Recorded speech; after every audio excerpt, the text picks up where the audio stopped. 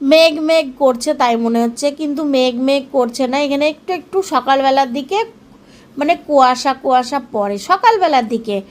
তাছাড়া এদিকে ঠান্ডা তো পড়ে না অতটা, তোমাদেরকে তো আমি শেয়ার করি যে ঠান্ডা এখানে পড়ে না।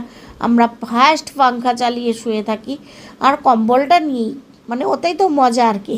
যাই হোক, সকালবেলার আর দেশে তো প্রচুর ঠান্ডা।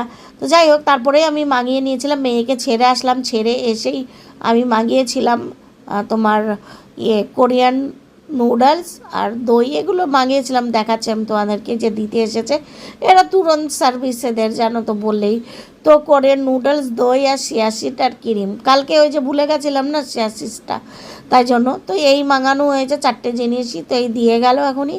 তো আবার যাব মেয়েকে আনতে। তো যাই হোক, মেয়েকে নিয়ে চলে এসেছি। মেয়ে ওই যে নুডলস দেখে বলে কি আমি খাবো, ব্যাস লোভ সামলাতে পারে না এই নুডলস দেখলে। তো আমি বললাম ঠিক আছে চল, কোরিয়ান নুডলস ওকে বানিয়ে দিলাম। আর ডিম সিদ্ধ করাই ছিল, সকালবেলায় হাজব্যান্ডকেও দিয়েছি, সবাইকে দেওয়া হয়েছে।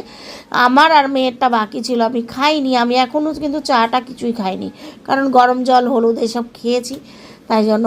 তো এখন খাবো, তো মেয়েকে দিয়ে দিয়েছি আর আমি নিয়ে বসে পড়েছি। আর আজকে হচ্ছে তোমার মঙ্গলবার, আর আজকে হচ্ছে 23 তারিখ, কাল থেকে তো ক্রিসমাসের ছুটি পড়ে যাবে স্কুলে 6-7 দিন। তো চলো, এই মজা করে দেখছো কত খুশি ওকে করে দেওয়া হয়েছে। তো আজকে সকালের ব্রেকফাস্টটা মেয়ের কেমন হয়েছে অবশ্যই কমেন্ট করে জানাবে।